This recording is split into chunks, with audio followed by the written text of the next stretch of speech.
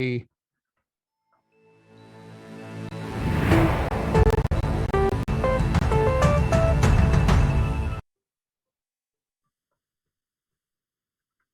right. Cool. Hello. We are doing a special Glasshouse Center discussion on the eve of the Third World War, I guess. If you want to follow along, we actually have a notes document, which I guess we will drop in the Twitch. Basically, there's a Google Doc. You can write in it. We'll see what you write. Maybe we'll discuss it. We'll be doing the same thing as we go along. And with that, I'm going to turn it over to Dave and Silas, who are in the middle of discussing something fucking fascinating. So, like, just in general, obviously, we're going to be doing Ukrainian, Russian cyber stuff for that context. Yeah, I mean, the past 24 hours have been I'm still at a bit of a loss for words. Like, not to date myself too much on this, but like I remember growing up hearing stories of the Cold War and people being like the new era of warfare. Like, we watched the bombings on CNN and the missile strikes, but like it's funny to think of how that view has radically changed with being able to see things almost in real time from places like Telegram, Discord. Yeah, Twitter. one of the interesting things with that is that there's a whole bunch of live webcams that just sort of have been up all the time, and apparently a whole bunch of them are getting turned off for OPSEC reasons, because like, I was seeing streams where people are like, oh, okay, so that's like a convoy of tanks that looks to be headed towards. It's like, dude, this is fucking YouTube on live time. Like, maybe don't, not saying that maybe you shouldn't be doing the analysis, but maybe don't be fucking broadcasting that sort of info to begin with. So, but yeah, it's new, man. Yeah, and I remember seeing posts as well being like, please don't post pictures of like the Ukrainian soldiers or defenses, as Russia is likely watching the same channels as well. But yeah, just I mean, in addition to everything that happened since the kickoff of the invasion, like we saw some immediate interesting stuff right at the beginning, the onset, with first another round of destructive malware attacks, which we have actually on the talking points as well. So we saw that. Additionally, there's been a whole series of defacements again, all coming right into head at the same time. Well, I want to, before we get too crazy, I want to talk about the wiper, because, and not just this wiper, but all wipers, because I realized that I, as a, I guess, person who has written toy wipers, has a different operational security sort of thought process around how to design these things, and that some of the decisions I would make were different from what you would expect. So can we talk about HermiticWiper real briefly, and just wipers in general, and how you look at wipers? Yes. Because I think of them as like a toy. Like, if you think about wiper, like a wiper is a one-line command, right? Like, on one hand, but on the other hand, the ones you're seeing are not one-line commands. Like, where's the skill ceiling here? Well, so that's the really interesting thing. Like, I find wiper malware and any destructive malware extremely interesting, because to me it's one of those things that very much fits into the category of something you truly like launch at something, and if you're doing it on a single system, sure, you can use a single command, like bang out whatever you need to with it. But if you're, say, deploying it against an entire organization, and like this was the case with like Shamoon back in the day, they used bat scripts that just auto pushed it out everywhere. So the thing is like when you do that and you don't have direct control of the target, there's a whole bunch of things to consider, and that need to be planned about in the way that the wiper actually conducts its individual actions, and in what order is also like very telling as well. So if you think back to the like WhiperGate stuff from January, something that was so starkingly odd for me was the stage one was the MBR wiper. And the thing is like touching the physical disk, doing anything that has the like, okay, this is going to render the system inoperable if, say, somebody reboots, or or anything, whenever you start touching the physical disks of things, that's when everything can go downhill fast. And if your goal is to disrupt a system and not just cripple it for until an IT person comes through, but also make sure data is destroyed, like you save that coup de grace essentially till the end. So that way, if you're detected, you've already taken out and had an initial impact on the box. HermiticWiper, I'm still piecing through it. Sentinel-1 put out an unbelievably awesome report on it, which was amazing also to see them drop it at like 3 o'clock in the morning last night, to make sure it was out for everybody. Yeah. And I guess I love seeing them literally sitting on the floor, group reversing that. Yeah. Someone should buy them chairs. I assume Sentinel-1's really poor. Is that what I'm learning?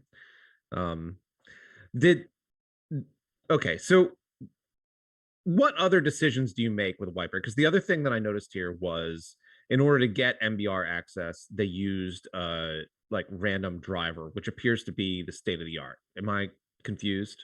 So the use of a third-party driver is something has been historically repetitively seen. Killdisk used to do this. Shamoon has done this. I think even one of the DPRK wipers did this as well, where they use some third-party library because it's a signed, trusted driver that has legitimate purposes. So, an endpoint detection agent watching for newly added drivers, if it sees something that's already known, used elsewhere for non-malicious purposes, like that's harder to block than something that's custom and using like a sole insert. Okay. Have we seen people do, for example, like a local privilege escalation into ring 0 and then just use the Windows APIs for this? Or do they just always just bring a .sys with them? Usually it's just carrying the .sys with them and calling them through the API or the load a driver, start doing some bad stuff to your disk. Yeah, but most of it I think is still even controlled through user mode. The driver is just in order to enable that privileged level of access. How did we catch the excitement that is HermiticWiper? Don't know yet. Okay, so we don't know. Telemetry and multiple antivirus providers were the first reported visibility. Okay. So it did get caught. Okay, go ahead. So it's like with ransomware, there sort of seems to be two approaches. One is the bajillion file extensions and then find every one of these and crypt them. The other one is like crypt the entire disk. Do wipers have that same split? Yes. Okay, yeah. Great. Good question. So actually, this is an interesting area in ransomware, and I think it was Lockbit that was the one that first started doing this about a year ago. But they actually started calling it out as a way to market their ransomware as a service, their RAS, where they were basically saying like, yeah, you can use everybody else, but we have the fastest. And basically has this chart that's, I think Bleeping Computer reported on it, where they have a chart essentially showing the speed in which they ransom compared to all of the other families. They were using someone's analysis of them as marketing material. Yeah, that's genius. But how do you make this stuff faster? Like, what is the technology that would go into that? So a lot of the stuff that, in terms of speed optimization, sometimes usually what I've seen has been changing the encryption protocols used to ones that are designed more for speed. So I think they were originally using something like AES 256 and then moved to like Cha-Cha because it's just a faster. Yeah.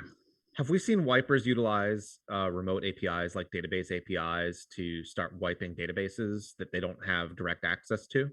Ooh, good question. I don't think I've seen that before, but one of the interesting things with at least Shamoon was they used like the native Windows APIs to do their lateral movement. So instead of using like PsExec, it would use like net registry to enable some remote access so that they could then move laterally as well in an automated fashion.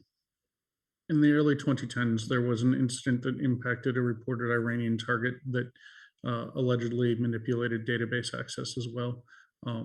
It's never been seen since, as far as I understand. There was reportedly some impact to networks that had database resources on them in a recent hit in Bandar Abbas, but I do not think that these incidents were related. We don't know. Just too many things not known about those cases. It's generally not seen frequently. One of the things to also understand is the criminal ransomware evolution has been very different than deliberate destructive wiper evolution. There's a lot of times in which criminal ransomware has been used as cover for action or some deception narrative. But when you see a dedicated wiper, there is no intent for reversibility.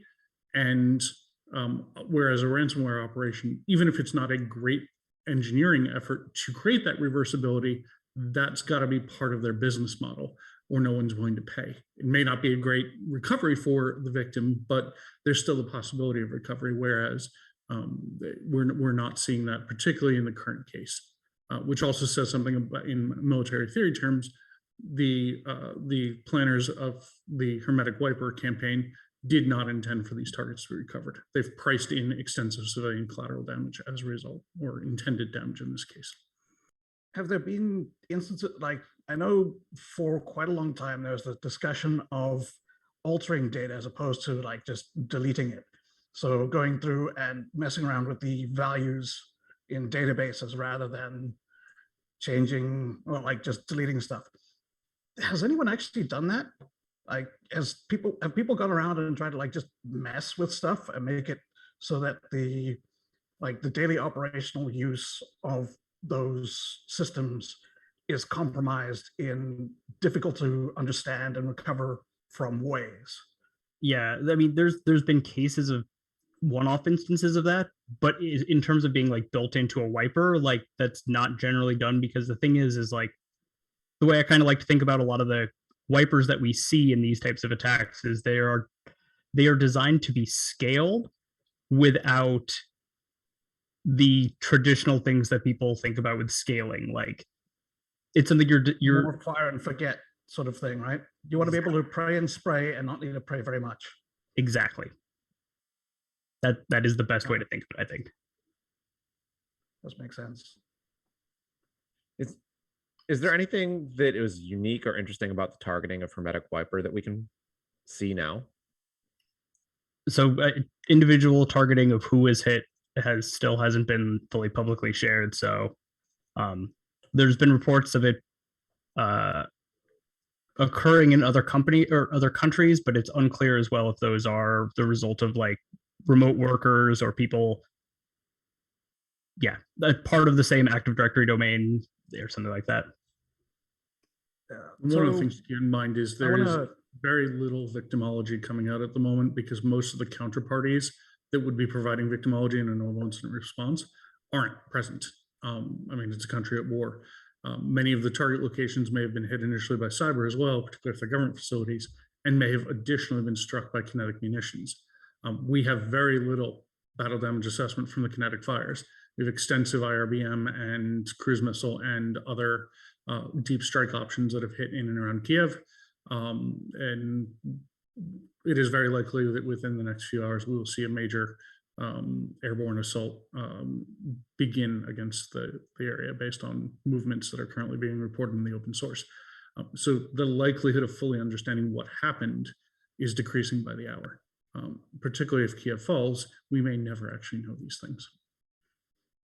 On the other hand, if Kiev falls, it won't really matter if we know or not, because it will, the operational utility of that information will have vanished long ago, but also it's not necessarily going to tell us much of anything about what they're going to do next time, because it'll be a different scenario and they're looking at different things. I don't know. I actually think the long-term utility of understanding this matters quite a bit. I mean, we're looking at what appears to be an operations plan for the invasion that is remarkably similar to 1979. They literally pull these things off the shelf, dust them off, and use them again. So understanding everything we can about this to break the next time matters. So there's something that I saw yesterday that I didn't fully understand, or I might have seen it early in the week. Time is a blur at this point. But the public berating of the high-level officer, I was wondering if there's been any historic cases of that, because I still don't fully understand. Like, I feel like it's a a Security Council meeting.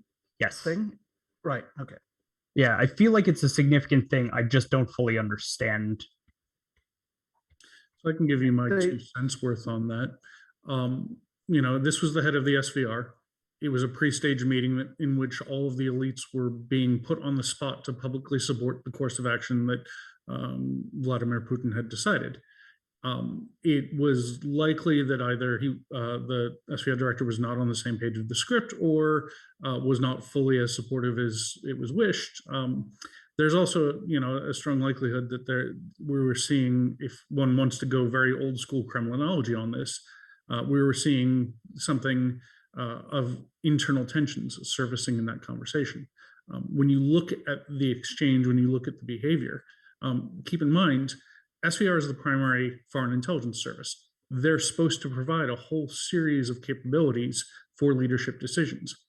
In the past week before the full-scale invasion kicked off, it's highly likely that that military planning had to actually be pushed back because of extensive Western intelligence disclosures that had indicated very strong penetrations of high-level Kremlin planning. And again, where that came from, we don't know, but there was very public UK and US intelligence use in a very unexpected way in an attempt to avert war. And from SVR a cyber perspective, it wasn't just like announcements to the New York Times either, right? Like, so I think what's different from maybe in the past is you do have like, heads of state talking directly on Twitter, which, yes. Right, like directly to the Russian people, directly to the American people. This isn't like, it's not something they could ignore in the way they used to. And it was very obvious. Like, I would be upset too if I was Putin. Who wouldn't be mad about that? Well, we don't know whether counterintelligence is FSB, not SVR. But this is my second point. SVR is not being held responsible for the failure to stop the penetration. They're being held responsible for failure to anticipate that course of action, which had no precedent in international relations. Again, even if they had collection, which it seems unlikely that they did, I don't know. They certainly did not have the analytic capacity to understand that the way in which the intelligence instrument was used in this crisis. Critically, they very much seem to have also lost quite a few steps in recent investments in their cyber espionage capabilities.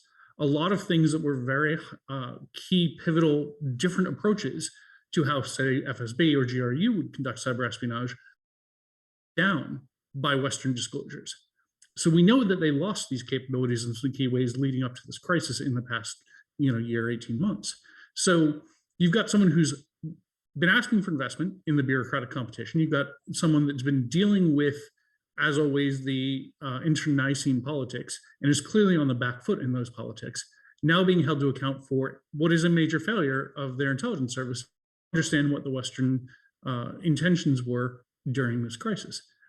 This very likely cost them whatever the Maskirovka, the strategic deception plan, was for the initial week of the invasion, forcing them to delay, forcing them to create that entire spectacle.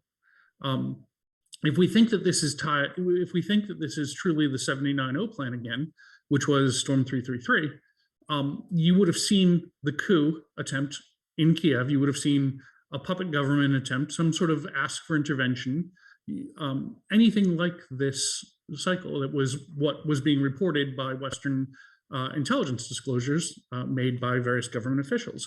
That did not occur. The rest of the O plan seems to be the same in terms of military movements, in terms of an armored thrust, vertical envelopment. I'm not sure how to assess this amphibious operation.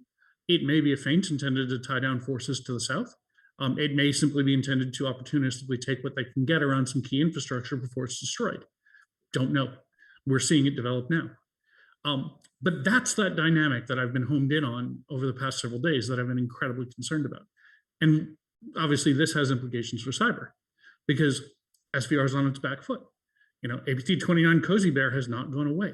There's a tremendous number of things in the coming weeks that they're going to need to provide insight into, and they're going to be aggressively leaning into in order to try to get back accesses or to use the accesses that they have as aggressively as possible. Well, I think one of your tweets, I think was, go ahead, Greg.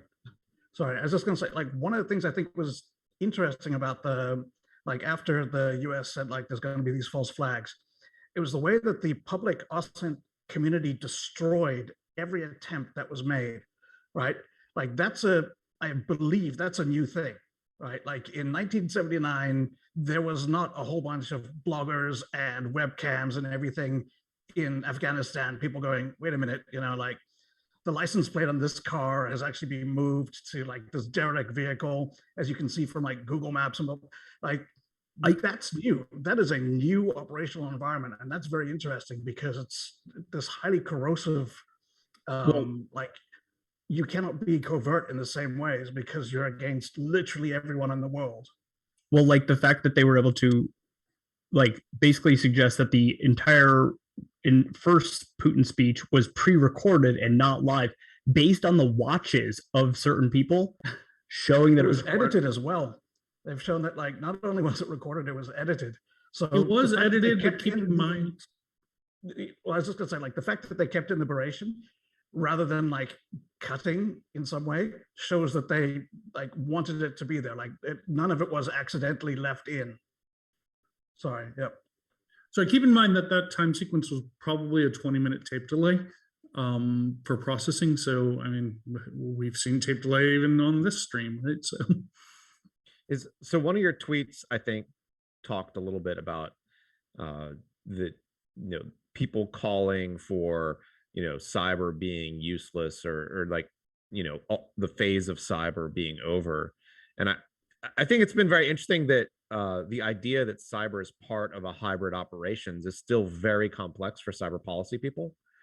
Like it's definitely one of those things where people want to separate the two worlds, and when the worlds collide and all the interesting stuff happens and all the complexity happens, people want to ignore the cyber as if that's not also still happening. So I guess one question I have is like, why is the Ukrainian internet still functioning? I want to know why the Russian internet is still functioning. Like, doesn't Ukraine have any cyber at all? Like, I wish our colleague Max Smeets was on here because he's asked some very interesting questions about this. I will say that there has been, as of this hour, reported disruption across multiple sites in Russia. Absolute no attribution at this time, no technical details. It's developing as we speak. Keep in mind, there was a very strong likelihood that any Ukrainian action was being withheld to avoid provoking the very war that everyone was seeking to avoid. Right, but the go order was even given at 0400. Who's even left in an office to execute that? I mean, that's a pretty difficult moment, particularly when those offices are, the Ukrainian Defense Intelligence Service is being literally burning every one of their documents at the moment. You could anticipate that by having a kill switch that requires you to do a sign of life every 24 hours, or else it will activate. Therefore, the mere fact that the office is no longer open because it got hit by a cruise missile is sufficient to trigger things. Like, that's not an insurmountable problem, is all. But that requires offensive action for operational preparation of the environment in advance of the conflict, which may have itself triggered the exact conflict everyone was seeking to avoid had it been detected early, right? That early entanglement, that early problem, I mean, that is itself almost a casus belli, which everyone did not wish to give Putin. There was no legitimate reason for this invasion. Everyone sought to deny him that legitimacy, but it took options off the table. But yeah, just on that, again, like they could have prepared the battle space 2 years ago and just done minimal maintenance. Like that, like this is not a new conflict. We've got 8 years of this going on, and I am surprised that the cyber is so one-sided. Well, so let's talk about that a bit. And sorry to like jump in at the 11th hour. I'm in the middle of a conference and sort of sorry. Who is this? Ukraine fires. Well, but just I saw Max's point earlier in private about sort of Ukrainian cyber, and I think there's two issues here, right? There's whether it's one-handed, which I think it's a larger discussion, right? Where are European partners, US, so on, and obviously everybody's sort of hamstrung in their own ways. Then there's Ukrainian cyber, and I kind of want to bring it back the way that this conflict has actually highlighted the reality of cyber war, quote unquote, which is that cyber is just a part of real freaking war. And say, look, we know that Ukraine has a cyber capability. We've seen what, we believe Cloud Atlas to be a Ukrainian group that used to be Red October as a joint function between Ukraine and Russia, and then suddenly it wasn't for obvious reasons. So we know they have capabilities, and we know they have some half decent capabilities. Now the question is, if you're in this supine, difficult, frankly shitty position where you're about to get steamrolled by a far greater force, what do you do with cyber that isn't just being a gadfly? Like, what does it mean for a country of Ukraine's capability range to do something meaningful with cyber at a time of invasion? I mean, are we talking about them actually going in and doing some kind of, command and control, disabling and some meaningful things? Or are we just saying, why don't you deface some Russian banks while you're at it? It's just like, On that, like the same thing is like, what is the strategic objective that you hope to accomplish by knocking off like a few financial websites at this point in time, or even doing attacks against, oil infrastructure, which would have like an actual impact? Doing it at a time when it's going to be masked by all the other news minimizes the value of that sort of operation. Like, it makes more sense to take your cyber force and at some point in the last few weeks, put them on a plane, fly them somewhere that has internet, and tell them, if anything happens to us, make sure that Russia knows about it. So what you're describing is a second strike survival capability. Yes. That requires a bit of thing. pre-investment and pre-operational planning that requires their leadership to have believed that this was a scenario likely to occur. I would surmise that the Ukrainian government did not believe that Kiev was truly at risk until even perhaps this week. There was open source indications of strong resistance. It's the classic aversion to belief in highly disruptive change. A lot of people are still thinking this is the first week of December when the initial intelligence warnings were being issued. And the facts on the ground have changed radically since that point. Yeah, but I mean, let's be honest. You need some pre-planning, but not all that much if you've got good people. Brother, you're asking more of Ukraine than what the Russians have been able to do. I mean, let's be perfectly honest. We're not watching the Russians blow shit up in Ukraine with the cybers. They're blowing shit up for realsies. And, I understand that cyber is supposed to be the great equalizer, but if you're seeing the Russians who have, presumably a far greater cyber capability, still only use it in these ways that are inconveniences and I mean, let me not minimize it, right? If you stop the ATMs from dispensing cash, which we're hearing some of that is not a minor thing, but it's still a freaking, like, it's DDoS, it's wipers, it's defacements, is more or less the toolkit we're talking about. We're not talking about gas pipelines blowing up because of try for like a shamoon against Russia, right? Something that has some impact for some period of time. Instead, what you're seeing is shamoon against Ukraine, because that's really what we just saw. HermiticWiper is the Destover shamoon model being applied, and that is a 10-year-old capability. Like, there are better capabilities on the market. I'll caveat that slightly. So, and maybe you've found some more stuff that I haven't, but the thing with shamoon that was also distinctive is it was tailored to each victim. So there were hard-coded domain creds that were acquired ahead of time, hard-coded into the samples, and it would propagate on its own. Like HermiticWiper, so far, I haven't seen any indication of propagation. No, not at all. No, I'm right there with you. And if anything, I almost prefer the decoupling, because something that I really want to emphasize with this, whatever group it is that we're dealing with, is I know everyone is tempted to go back to NotPetya. I know everyone's tempted to go back to NotPetya. And I want to kind of wedge something there, because on the level of just aphorisms and surface analysis, I almost feel like we need to give this group their due in that they resisted the urge to go self-spreading. They resist even with hard-coded creds. They just built a fire and forget thing, and they said, look, we're going to have whatever initial access it was that they used. Obviously, that wasn't working hard somehow. And then they just push it through GPO from what we're hearing from Symantec and ESET. And frankly, they could have done it with PowerShell. They could have done it with PSXX. They could have done it any which way. That's what makes HermiticWiper like this nice little, bit of sort of self-guided thing you sent. So to me, that's why it feels more like killdisk without the theatrics behind it. That sounds a lot more like a military capability than a let's hire some people to like build a thing and just see what happens, which was kind of the NotPetya scenario. Yeah.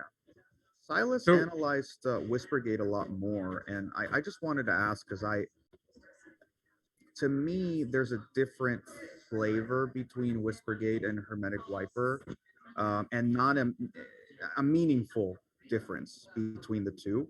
But I feel like I don't have the level of expertise for WhiperGate that you do. So like, I'm really curious about what you think it compares.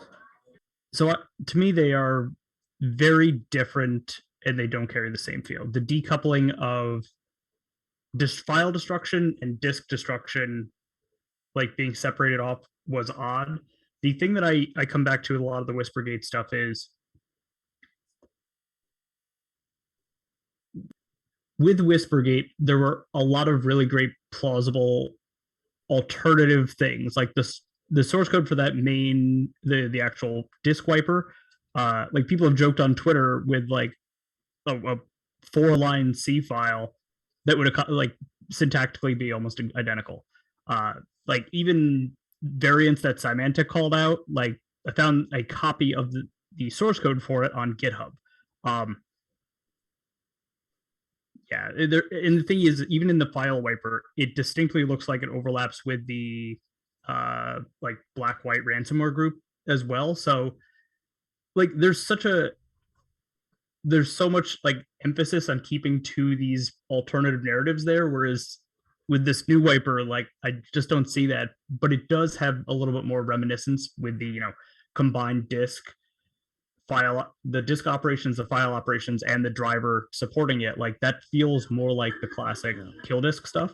Well, and keep in mind the phase of the operations, or the phase of the overall strategic campaign for which these were used. The initial WhiperGate fires were very much in a period where the ambiguity enhancing deceptive characteristics were incredibly important. Whatever that misleading type deceptive characteristic that tried to make this a Ukrainian first act and failed utterly, but we saw that attempted thread involved. We then see also the question of who contributed those capabilities. There's a very interesting question about the role to which Belarus is playing in this crisis. And if that is actually a partner capability being used as the disposable option in the initial conditioning phase of the campaign before they go to a organically developed direct strike capability.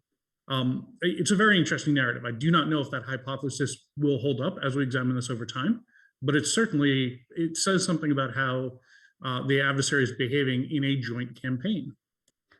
Yeah, like the use of Belarus, I think, is very partially disturbing for like the Belarusians, but it's also really interesting that like Russia's gone kind of full on imperial, which is like, hey, buddy pal, like we're just going to station our troops here.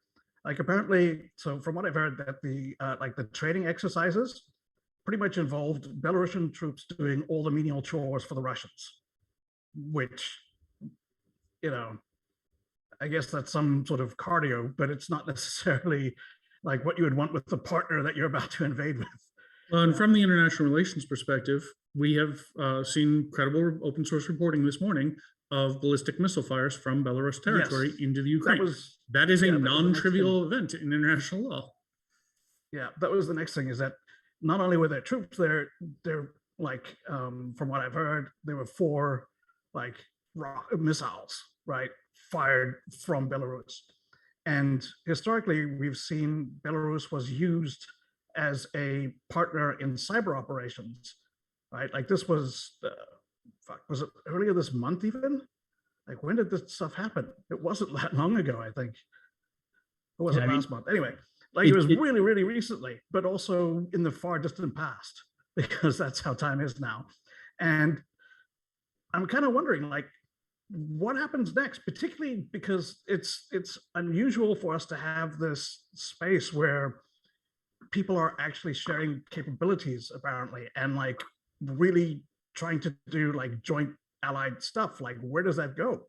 You know, like does Belarus, like obviously they're going to level up, but do they then get turned loose? Do they get put on a leash?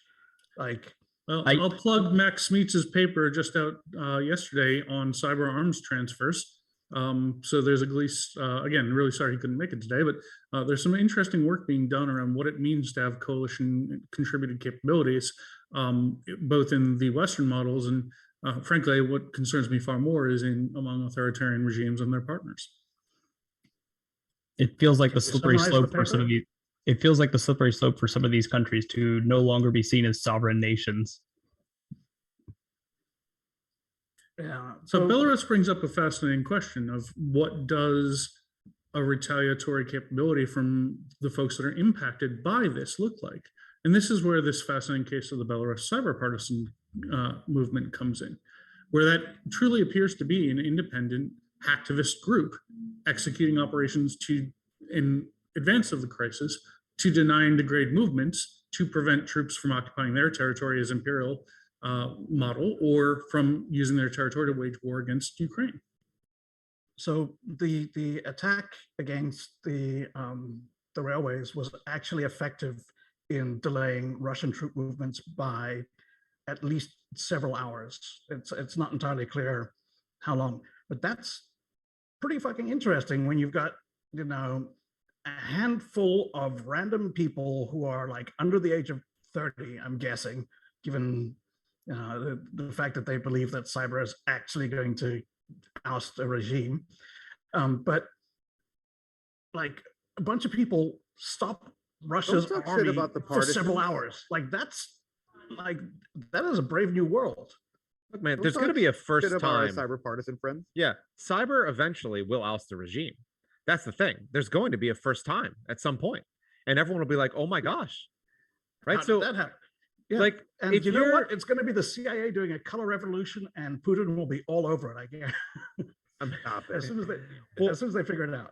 Certainly. I mean, I don't know. It's sort of like, on one hand, everyone underestimates the value of cyber, and then on the other hand, everyone overestimates it, and it's very hard to divide this into its proper buckets. It's that thing of like we overestimate technology in the short term and underestimate it in the long term. Right. So like short terms, everyone's like fucking cyber, it is going to be the best thing ever. And then, you know, you get like the paper from Leonard, which looked at all of the cyber options that have been used in the past and detected and compared them against if they were used by Russia against Ukraine now, what would the effect be? And the effect is minimal. Like it's not a thing that you necessarily would be super excited to have if you were doing an invasion. Like none of them are particularly bad. They're just not really like, they're not game-changing massive things, which can we talk about what puts forward as like saying cyber is ineffective for strategic use, which I disagree with. You're talking about strategic use, and I think we keep talking about cyber isolated way and also decoupled from purpose. And I really want to bring it back because, right, it's meant to be a tool. You know, if we're going to make fun of the partisans believing that cyber can oust a regime, I'm not making fun. Say that. Well, but you can say that there's a level of naivete because they're thinking of something that hasn't been done before. But I mean, that only works until it happens. But I will say, look, if that were your goal, or if you are the Ukrainians facing down the barrel of many guns, and cyber is supposed to enable something for you that isn't just bullshit defacements and like, you know, putting a banner up somewhere. My question is, I mean, what did we expect to see? Because that wouldn't necessarily be like wiper attacks or whatever in Russia. We're talking about like, would they have been able to organize resistance in a certain way? Would they have been able to maintain, more robust command and control on their side? Would they have been able to disable command and control on the Russian side? What would have been the differentiators where cyber would have actually made a meaningful difference against what is obviously an overpowered adversary? Maybe we are seeing that. Like, I just want to iterate on the cyber partisans for a while, because in terms of strategic thinking and strategic use of cyber, I think they are maybe naive, but they are quite possibly the most advanced cyber force globally right now. Pound for pound, absolutely, they're the most sophisticated and advanced. But I mean, like, there's a handful of people, and they are accomplishing and planning things in a incredibly sophisticated way. So the railway operation had multiple layers. I interviewed one of them to get some details on this, because I found it very interesting for like IR purposes and so on. And what was revealed was like absolutely fucking insane. So on the one hand, the idea was to slow down Russian troop movements. But the next stage from that was they want to make Putin believe that Lukashenko is a liability and he is not a good partner. He can't keep the trains running on time, so to speak. Then he wanted, like the cyber partisans wanted to make Putin nervous about his own infrastructure, right? Like, if my logistical backend is vulnerable in the same way, is this going to happen to me? And therefore, the idea would be to divert resources in Russia towards securing and doing this analysis and introducing that fear. And then the next stage was China. Their Belt and Road project goes through Belarus. And what they wanted to do was make China nervous that Belarus was not a reliable partner and would not be able to provide reliable train transportation. Therefore, the Chinese should push to oust Lukashenko. So like, all of this thinking went into a ransomware attack. And if you say like, these were hacktivists doing a ransomware attack, you miss like the entire framework within which it was constructed and executed. Like, they had goals and objectives and reasons for doing things that are, I find, incredibly impressive. And if I wanted to find out, how would you hit Russia to hurt them long term, I would probably ask cyber partisans for their ideas. But we're so not used to looking at independent hacktivist groups that actually display thinking behavior. We're used to seeing these terrible lightweight personas that are created as mere shells for implausible deniability, as we've seen with several of the actions around the current crisis by Russia. I also think like, maybe the Russians tried to do a lot more in Ukraine and just didn't succeed. There's been a huge allied presence in Ukraine, defending networks, doing other things. The Ukrainians themselves have a capability that is defensive as well as offensive. We maybe are judging their offensive capabilities pretty harshly, but maybe their defensive capabilities are extremely great. It's a possibility. Well, they've had 8 years to work on this. So maybe out of like the 100 shots on goal that Russia's had, we see the 3 that go in and we're like, these guys are fucking useless. They let in 3 goals. I mean, what the hell are they even doing? Yeah, we definitely don't know the sort of the greater extent. And to be honest, I don't even know that we have accurate reporting of everything that is happening there anymore, right? Like, well, anyways, you can imagine sort of the edge cases and things that are going down over there.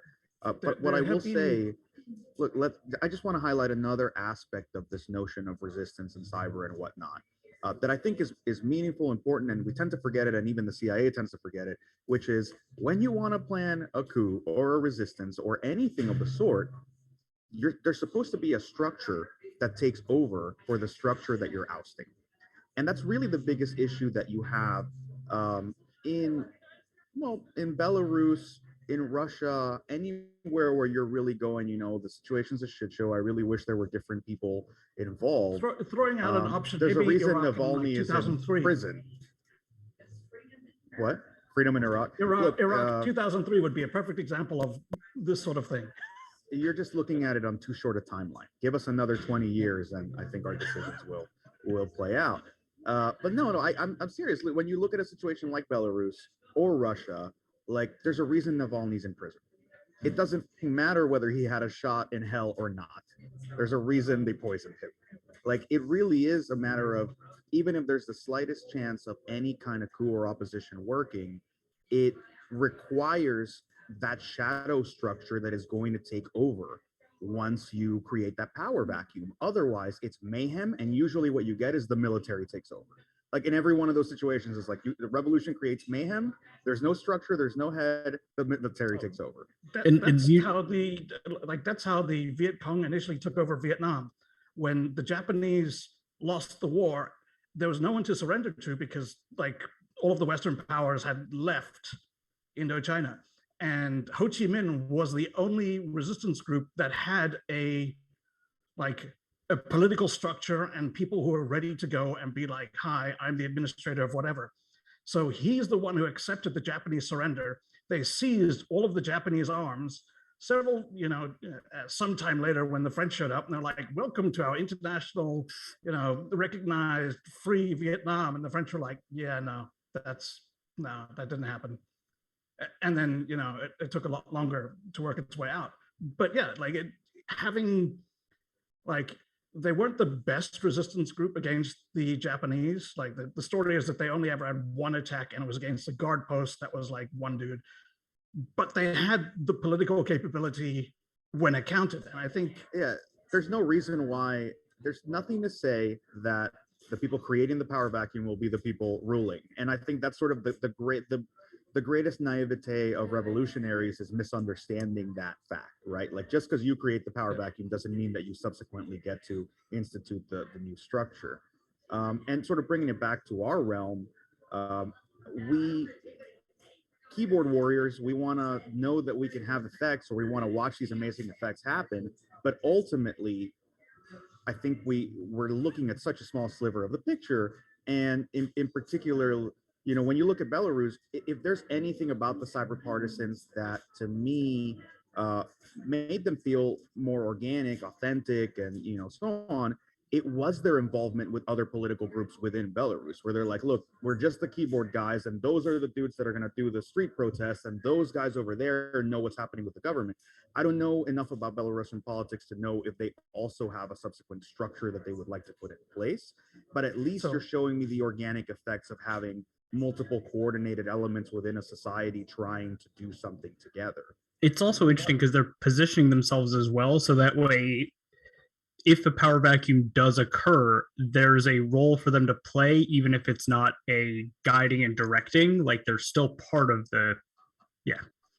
So what I find particularly interesting about them is, in a lot of ways, they mirror the illegal political parties that there used to be during the apartheid era, like the ANC, because they would have the media arm that would be doing like the promotion and outreach to the rest of the world. There would be the political arm who was there making the decisions and who was in position to take over when the time came. And there was the military arm who were actively working to bring about that change. And the cyber partisans actually have a similar breakup. They've got people who are more involved in getting the message out and shaping sort of how it's presented. They're very careful about how they announce their leaks and how they do their operations. They don't want to dump everything at once and have huge troughs of nothing. They don't want to get people burned out on the same thing all the time. They're very aware of this and they manage it, and that's fascinating. They also have a political arm, which, as far as I know, is like one or two people, but they've thought about this. They want to get rid of Lukashenko, and when that happens, they want to have people who are there to make sure that things don't go tits up immediately. If there's amazing. Any opportunity in the whole Ukraine situation with, again, look, I feel like we're just picking at a carcass at this point. It feels so opportunistic to talk about such a horrible situation, right? In the midst of it all. But if we're going to take stock of cyber, what a fantastic opportunity to punch back at Russia than to use the zombie of Cloud Atlas, which is meant to be a Ukrainian capability, which may very well be defunct as of next week and use that as your toolkit to strike back at the Russians, right? Like if for all the Western countries that don't want to get involved, now's your time, right? Like I have a quick question from the chat, which was, could we expect the cyber capability of Ukraine and allies to be used in the upcoming future, not directly against Russian infrastructure, but rather as part of like unofficial sanctions against Russian interests and allies abroad, hacking oligarchs and whatnot? So if anyone wants to That capture would mean that. hacking London, wouldn't it? So I'll take that. I mean, you will not see Western players acting in this way because since Operation Allied Force, there's been a very strong red line against Western operations that impact the stability or integrity of the financial system. That's simply not done. It is a major norm that has been sought and defended aggressively, despite a number of occasions under which it would have been advantageous in the moment for political purposes to seek such an effect. Now, having said that, what happens to the Ukrainian diaspora? What happens to the folks that survive the fall of Kiev and may displace and may be able to grab that corpse of Cloud Atlas? Combining that, it's as we were talking about the cyber second strike and also the cyber partisans, there is no reason that there had to have been official planning for a second strike. It can happen organically with people who have just lost their jobs, are pissed off, and decide to relocate to, I don't know, Lithuania for a while to do some tappy and clicky. That is a thing that could happen. The ability to do a second strike is not limited to a nation state. You need 5 guys who really care about it and are willing to put the time in, and you're good to go. And they can do that. And as not a nation state, I've been bitching about this. Sorry, Greg. I was just going to say, like, it's not a nation state. They're not going to follow the same norms that JD has been bringing up onto you. No, speaking to your point, because I think you're right on the money in something that we keep discussing with ransomware, which is it's a one-handed struggle, right? Like we get pummeled, but we don't hit back in any way. There's no like American ransomware gangs going after the Russians. I think where are our patriotic hackers, right? Like not to incite a riot and vigilantism, and obviously I don't speak for my company or the university or anybody that I work with, but if you have some strong feelings and a little Cobalt Strike left in you, like now's your time. Like go enjoy yourselves, right? Like what better time to actually show that there's a new CTF and it's in like Rosneft. Yeah, exactly. It's in Cyrillic. Whoever can get their financial records wins the points. years ago in like 2011, I did find an advertisement for a CTF which said, "We have put flags in Rapid7, Raytheon, go find them," and there were cash prizes offered for it. Like, all right, so I have a question that no one wants to answer, and it is: will Kaspersky antivirus, not Eugene himself, get sanctioned? No, definitely not. No one thinks it's possible. But like, is it weird that Europe is running Kaspersky? Kaspersky's like the largest antivirus in Europe, right? Sanctioned. Is that funny to anybody else? It failed. My God. Let me put it to you like 7 different ways, and I have to, as always, admit that I'm not an unbiased observer. I worked there a while back. I love a lot of people that work there, particularly in the research team. So I'm definitely not unbiased. That said, there's a few different aspects to this that I think makes that undesirable. I'm not saying that it's impossible. Nothing's impossible. I think it's undesirable to say, hey, most of these places are barely protected in the first place. Should we really disincentivize a working security solution over the prospect of them? We believe they may collude in some way or another. Now, what I will say is there's another side to this. If you see them colluding in some way, not detecting in some way, if you see them failing to live up to their standard, that's precisely what you should be pointing out in this case, right? Like right now, think about Ukraine, and there's a lot of us who wanted to do pro bono services, who wanted to provide licenses, who wanted to, extend free XDR, whatever the hell you wanted. Dude, you go look at their systems, they're all outdated. They have no patches. They have no licenses. They all have key gens. Like, I'll be thrilled if they have Kaspersky or ESA or anybody. Just have something at this point. It's going to be because cracked, even Defender's though, not enabled in those systems. You know, like there's nothing. So that's my 2 cents about, like, I think that's the. I'm not saying that any decision about sanctions will be that well thought out, but I do think that we need to be very careful about broad decisions that have a further detrimental effect on the industry, like Microsoft acquiring Mandiant or something like that, right? Just a guess. crazy ideas that could just wreck things long term. I don't know. What a hellish nightmare world you project. I mean, maybe they could totally try and win the Monopoly board and just buy CrowdStrike, FireEye, all of them in one big swoop. Well, what's interesting is when we shift to think about these long-term effects, right? We're seeing a substantial use of capabilities, but there is tremendous reason to believe that the major war reserve capabilities have not been brought out. There has not been Western intervention directly into the conflict. There has been lethal aid, which I previously would have argued was a substantial red line for the Russian services to take and impose pain on Western partners. And we saw in VVP's speech that he's exceptionally concerned about the prospect of intervention and even put nuclear weapons on the table. And these are the scenarios I'm most concerned about in the coming week, because as sanctions ratchet up, as things begin to happen in Western capitals that have been bluntly surprised, despite all of the intelligence warning, by the fact that diplomacy failed, and we are at this point in a bloody conflict that no one wanted, and was frankly an unnecessary war of choice and a war of aggression. We are going to see some very dangerous moments where the potential of those war reserve capabilities being used to disrupt political alliances, to create political pressure, and to cause economic pain in retaliation for the pain that the Russian government is now feeling. They've lost half their stock market today. That is non-trivial.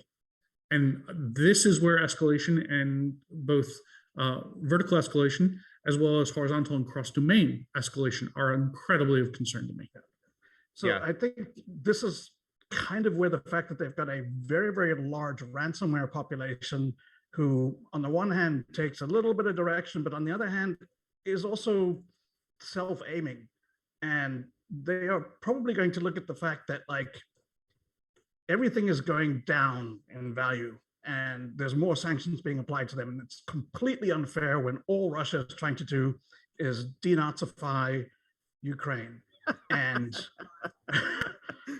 Look, they believe that stuff, man. Like, they buy into it, but they are going to are going to have the opportunity to cause pain. And historically, from their perspective, it's free. Like, there's no problem doing that. So, well, isn't that precisely the issue? Like, I think they are going to cause pain no matter what. That's precisely what we've seen. It doesn't matter what we say. And look, I expect calmer, more seasoned heads like JD to walk me off a ledge and some jingoist rant about, like, blah, blah, blah, and how everything's fine and we should just,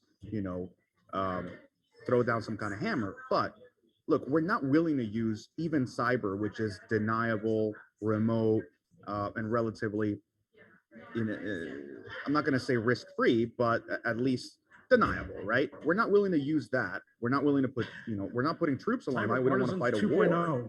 No, but my point is, there is a bullying play here.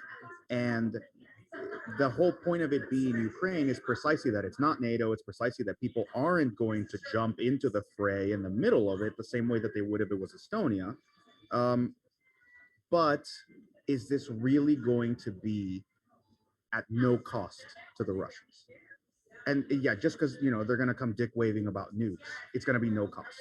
So and I don't think that's the case. I think what JD Work specifically is highlighting here, which I think is one of the biggest things I've learned in the past week, is that escalation is still possible. And it requires really careful forecasting to understand the mechanics of escalation, which are very poorly understood in this space, in all spaces, but especially here, especially with regards to hybrid operations, complex geopolitical needs, all that stuff. So I just want to end on that because I think, that's the reason I talk to everybody is figuring out how to predict the future requires that we understand these mechanics, and we don't. And I think that's something we should acknowledge in our own hearts. So anyway, I just wanted to say thanks for the conversation. Thanks everybody online in the chat. We really appreciate you. We appreciate you, helping publicize us, retweet us, clicking subscribe, following our Patreon, click the likes, follow us. That's Help right. us with the YouTube algorithm. There we go. Anyway, thanks everyone for showing Tell up. us what you think about cyber. We really want to in read the your comments. Today's stream is being brought to you by and hopefully Nord this was 2. engaging. Thank you so much, everyone. Cheers. Cheers. Thanks.